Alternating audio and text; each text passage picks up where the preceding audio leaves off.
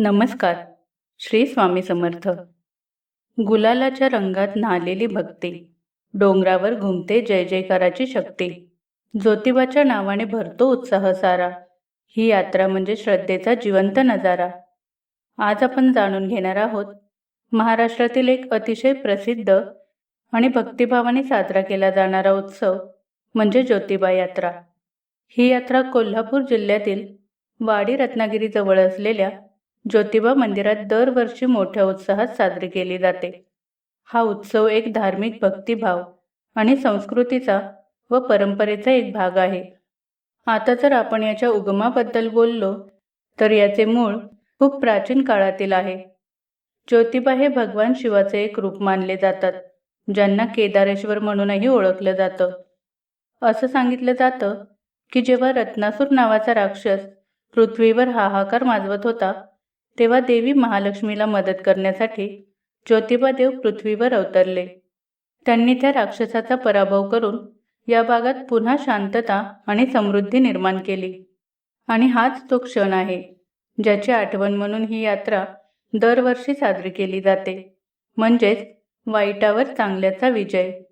ही यात्रा का साजरी केली जाते तर लोकांची श्रद्धा आहे की ज्योतिबा देव आपल्याला वाईट शक्तींपासून वाचवतात आणि आपल्या आयुष्यात सुख, शांती आणि यश देतात.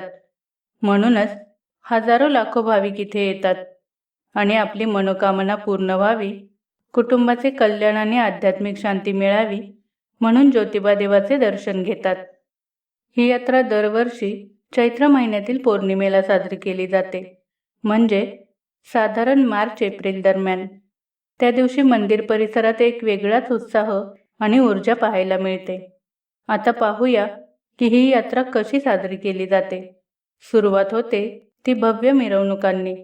भक्त फुलांनी सजवलेल्या पालख्या घेऊन जातात आणि त्यासोबत ढोल ताशांचा गजर सुरू असतो. सगळं वातावरण एकदम जिवंत आणि ऊर्जेनं भरलेलं असतं. चैत्र पौर्णिमेच्या दिवशी हजारो भाविक डोंगर चढून मंदिरात दर्शनासाठी जातात. ज्योतिबाच्या नावानं चांग भलं असा नाद सगळीकडे घुमत असतो. मंदिरात विशेष पूजा आणि अभिषेक केले जातात. भक्त नारळ, फुले आणि प्रसाद अर्पण करतात. तसंच इथे पारंपरिक लोकसंगीत आणि नृत्याचे कार्यक्रमही होतात, जे आपल्या संस्कृतीचं सौंदर्य दाखवतात. आता जर या यात्रेचं सगळ्यात खास वैशिष्ट्य विचारलं तर ते म्हणजे गुलाल. हजारो भक्त गुलाबी रंगाच्या गुलालाने न्हावून निघतात. संपूर्ण डोंगर गुलाबी रंगात रंगून जातो आणि तो क्षण खूपच अविस्मरणीय असतो.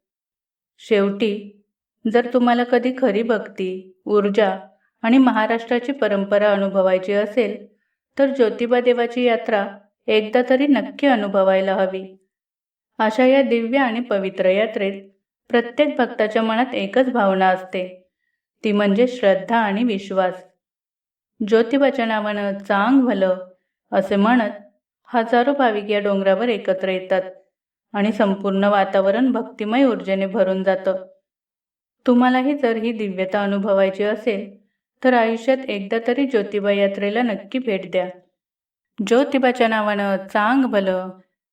व्हिडिओ आवडला असेल तर लाईक करा, जास्तीत जास्त शेअर करा आणि तुमची प्रतिक्रिया कमेंट करून नक्की सांगा.